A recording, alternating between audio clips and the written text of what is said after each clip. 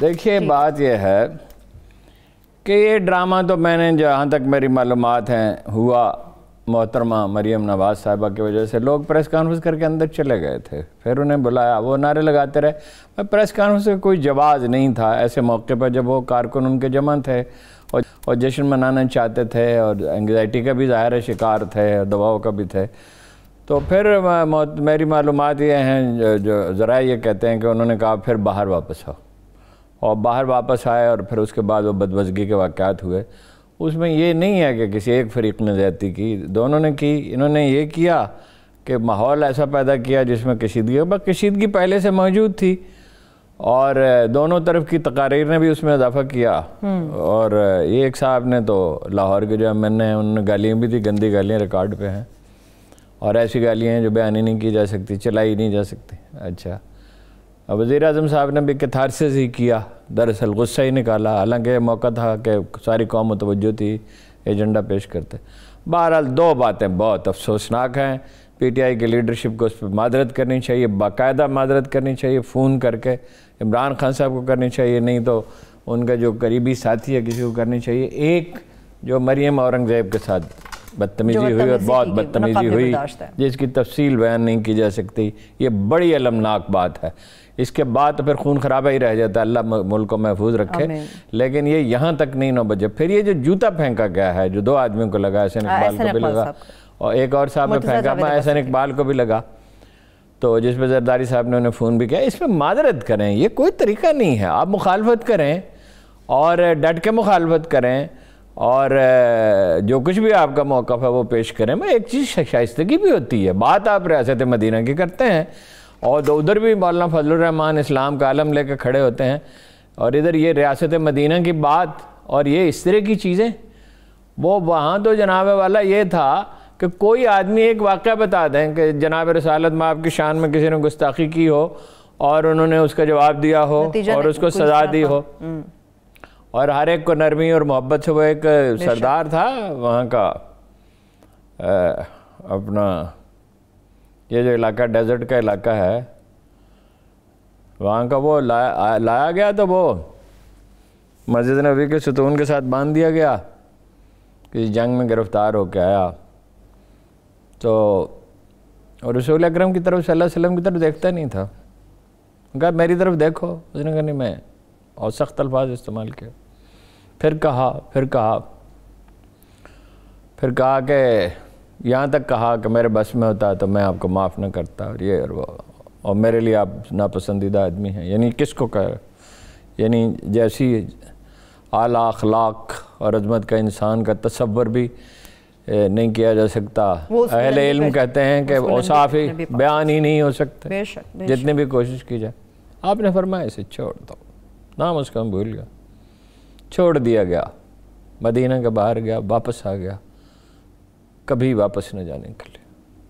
یہ ایک کیا واقعہ ہے, کتنے واقعات ہیں جی.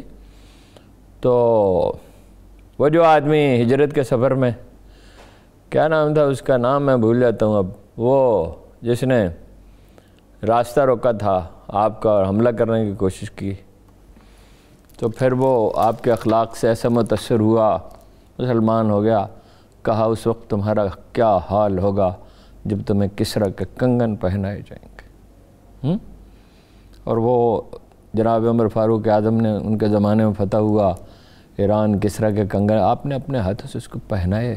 پھر کہتے تھے یہ رسول اللہ کی نشانی ہے, اس کا احترام. کہاں یہ دیکھیں نا آپ, پھر ریاست مدینہ کی بات کرتے ہیں. کچھ تو دیکھیے, ویسا تو کوئی ہو نہیں سکتا. وہ تو اللہ کہتا ہے رضی اللہ برضو عنہ و اصحاب رسول, اور اہل بیت کے بارے میں کہتا ہے کہ اہل بیت کو ہمیشہ شامل کرنا چاہیے. ہم جب اصحاب کی بات کرتے ہیں تو ان میں سب سے زیادہ فضیلت والے تو اہل بیت ہیں. وہ اس نے کہا وظیفہ زیادہ ہے, حضرت عمر کے فرزند نے کہا کہ جناب علی کے فرزند کا وظیفہ زیادہ ہے حسن اور حسین کا. تو کہا جانے پدر, اس لیے کہ اس کی ماں تیری ماں سے بہتر ہے, اس کا باپ تیرے باپ سے بہتر ہے. تو ان کی باتیں اور ان کا اخلاق, اور ایاک نعبد و ایاک نستعین. اس کے بعد یہ یا آپ اس کے مدعی نہ ہوں, یا تو یہ ہے کہ وہ بہت ہی یعنی اس طرح کی گفتگو ہوئی ہے باہر اور اس طرح ایک دوسرے کو للکارا گیا. اب آپ دیکھ شاہد خاقان عباسی مرد شریف ہیں, میں آج اس کے واقعے کے بعد بھی کہتا ہوں کہ مرد شریف ہیں, معقولیت سے بات کرتے ہیں, دلیل دیتے ہیں, سیاسی موقف غلط ہو سکتا ہے. آج انہوں نے کہا جی جو آئے گا میں پہاڑوں کا بیٹا ہوں. پہاڑوں کے بیٹے کوئی الگ نہیں ہوتے, اچھے بھی ہوتے ہیں, بڑے اچھے بھی ہوتے ہیں, اور ایسے بھی ہوتے ہیں جنہیں اچھا نہیں کہا جا سکتا. ایمبولنس میں جائے گا, یا وزیر اعظم رہے ہیں, آپ کی شہرت ہے نجابت کی, آپ کا باپ شریف آدمی پیدل چل کے جس نے الیکشن جیتا تھا اور جس پہ کوئی داغ نہیں تھا, جس نے لوگوں کی خدمت کی اتنی اپنے علاقے کے لوگوں کی کہ اس پہ جان چھڑکتے تھے, تو نہایت خوددار انسان, اور آپ یہی لب و لہجہ استعمال کر رہے ہیں. اور صاحب جب خواتین کے اوپر آپ اس قسم کے معاملات آ جائیں, نہیں وہ گالی گلوچ, اور یہ بڑی افسوسناک بات ہے. یعنی آپ سوشل فیبرک تباہ کر رہے ہیں معاشرے کا. کیا مشرکین مکہ سے بھی بدتر ہیں آپ کے مخالفین؟ خرابیاں ہیں, آپ کے لوگوں میں بھی خرابیاں ہیں. خسرو بختیار کیا ہے؟ اچھا, ان کے لیے آپ جواز تلاش کر لیتے ہیں, اس نے نہیں کہا, اس کے بھائی نے نہیں کیا, کیس چلنے نہیں دیتے, ابھی تک مذمت نہیں آئی, اور آپ اس کی مذمت تک نہیں کرتے. یہ کوئی طریقہ ہے؟ کوئی کیا کہا تھا جناب رسالت میں آپ نے فتح مکہ کے دن, لا تجریب علیکم اليوم؟ لوگوں سے پوچھا تم کیا توقع رکھتے ہو مجھ سے؟ کہا جس طرح جو حضرت یوسف نے اپنے بھائیوں کے ساتھ کیا تھا. اور ہمارے بھائی ہیں, بگڑے ہوئے ہیں, چلیے فرض کیجئے آپ اچھے ہیں, آپ ان سے بہتر فرض کیجئے.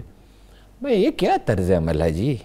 ایک گالی گلوچ, ملک کی کوئی حالت نہیں ہے, دنیا میں آپ کی کوئی نیک نامی نہیں ہے, کچھ آپ ایجاد نہیں کرتے, تعلیم کی حالت آپ کی خراب ہے, پولیس خراب ہے, عدلیہ خراب ہے, اور کاروبار میں لوگ ٹیکس دیتے نہیں ہیں, اور سول سروس بگڑی ہوئی ہے, اور ہر طرف چوری چکاری ہے, جرائم بڑھ رہے ہیں, کوئی نیک نامی نہیں ہے. اور اس میں آپ کو اصل فکر نوجوان کی پرورش کیسے ہو رہی ہے, اس کو کس طرف لے کر جا رہے ہیں, اور آپ اس ماحول میں جو نسل پروان چڑھے گی اس کا کیا اخلاق ہوگا, اس کا سوشل فیبرک کی آپ تباہ کر دیں گے. ایک تو میڈیا لگا ہوا ہے اس کام پہ, یہ سو کالڈ مزاحیہ پروگراموں میں سوشل فیبرک تباہ کرنے پہ, اور علماء کو کوئی فکر نہیں ہے اس سوشل فیبرک کی, اخلاق بگڑ رہا ہے, اور وہ فقہی مسائل تک محدود ہیں, اور داستانیں سنانے پہ اکتفا کرتے ہیں, کوئی محبت کی الفت کی بات نہیں کرتا. ہم سب خطا کار ہیں, یہ نہیں ہم میڈیا والے اچھے ہیں, میں اپنے بارے میں کہتا ہوں میں بہت مجھ میں کمزوری ہیں, لیکن کوئی حد ہوتی ہے, کوئی سرخ لکیر کھینچنی چاہیے. کیا ایک قوم ہے, قوم اس طرح ہوتی ہے. سیاست میں ہارون صاحب اخلاقیات کا تو کچھ باقی نہیں رہ گیا. نہیں, یہاں نہیں رہا نا, دنیا میں, انڈیا میں نہیں ہے, بنگلہ دیش کا حال بھی خراب ہے. لیکن جن قوموں نے ترقی کی, دیکھیں لوگ بھول جاتے ہیں کہ یورپ میں صرف صنعت انقلاب نہیں آیا تھا, علمی نشت ثانیہ بھی ہوئی تھی, اخلاقی تحریکیں بھی اٹھی تھیں, لوگوں کو سکھایا گیا تھا جھوٹ نہ بولو, خیانت نہ کرو, وعدہ پورا کرو, ٹائم کی پابندی کرو. ہاں جی, تو اس سے انقلاب آتا ہے. وہ جو برطانیہ میں اور جرمنی میں انقلاب, صنعتی انقلاب آیا, وہ روس بھی اس میں آگے بڑھ رہا تھا, مگر روس کیوں پیچھے رہ گیا؟ اس لیے کہ اس کا سوشل فیبرک خراب تھا. ٹھیک ہے, اب آتے ہیں ہارون صاحب پارلیمنٹ کے حوالے سے کہ پارلیمنٹ کے اندر کیا ہوا. اعتماد کا ووٹ لیا, مگر مریم صاحبہ یہ بیان کرتی ہیں کہ آپ نے گن پوائنٹ پر لیا ہے یہ ووٹ, اور اس کی کوئی حیثیت نہیں ہے. گن پوائنٹ دیکھیے, جب انہیں حالات سازگار ملتے ہیں یہ کہتے ہیں گن پوائنٹ کا مطلب ہے اسٹیبلشمنٹ نے لے کے دیا, ترجمہ. مولانا صاحب نے ڈائریکٹ اس طرح کی بات کی ہے. اچھا, مولانا صاحب نے بھی کہہ دی. اچھا, ایجنسیوں نے کیا, ایجنسیوں نے اس میں کیا کیا؟